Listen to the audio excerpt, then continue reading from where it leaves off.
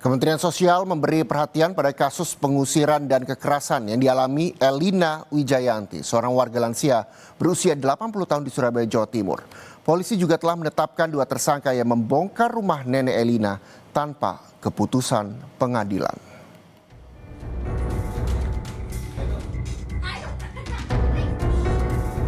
Kasus dugaan pengusiran paksa yang menimpa Elina Wijayanti, seorang lansia berusia 80 tahun di Surabaya, Jawa Timur, terus menjadi perhatian publik.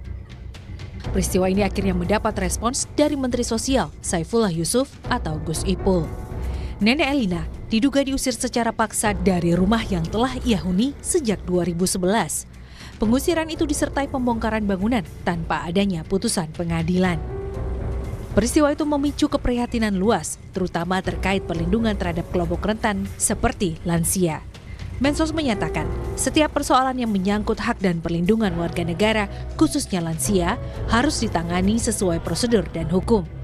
Ini disampaikan Gus Ipul saat kunjungannya ke Geraha UNESA, Surabaya, Senin kemarin. Gus Ipul juga mengingatkan masyarakat agar tidak mudah terprovokasi dan menyerahkan penanganan kasus ini kepada aparat penegak hukum. Mari lansia, anak-anak, penyandang disabilitas itu adalah kelompok-kelompok rentan yang kita lindungi. Harus kita fasilitasi, kita berikan perlindungan. Kalau memang ada masalah, selesaikan dengan baik, ya, supaya orang tua kita, kelompok-kelompok rentan ini benar-benar bisa memperoleh hak. Sementara itu, penanganan kasus nenek Elina di tingkat kepolisian terus berjalan. Polisi telah menetapkan 2 tersangka atas kasus pengusiran dan kekerasan.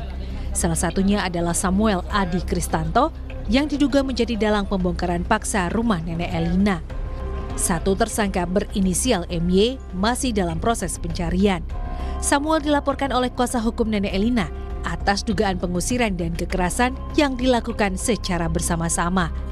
Samuel mengklaim sebagai pemilik sah bangunan, sementara nenek Elina menegaskan tidak pernah menjual rumah ataupun tanah yang ditempatinya. Polisi menyita 1 unit mobil pickup yang diduga digunakan untuk mengangkut barang-barang milik korban saat pengusiran terjadi. Tadi pemeriksaan ahli, kemudian kami juga gelar perkara menetapkan tersangka terhadap 2 orang, yaitu SAK dan MY.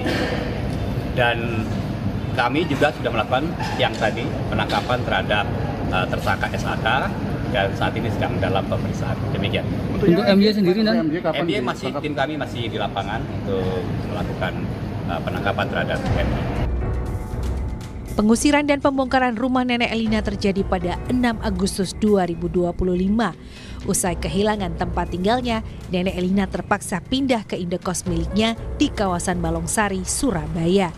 Sejumlah dokumen penting, termasuk sertifikat rumah dan barang-barang pribadi korban, dilaporkan hilang. Pemerintah melalui Kementerian Sosial memastikan akan memantau penanganan kasus ini sebagai bagian dari komitmen perlindungan terhadap warga lanjut usia dan penegakan hukum yang berkeadilan. Nyoman Deni, Kompas TV, Surabaya, Jawa Timur.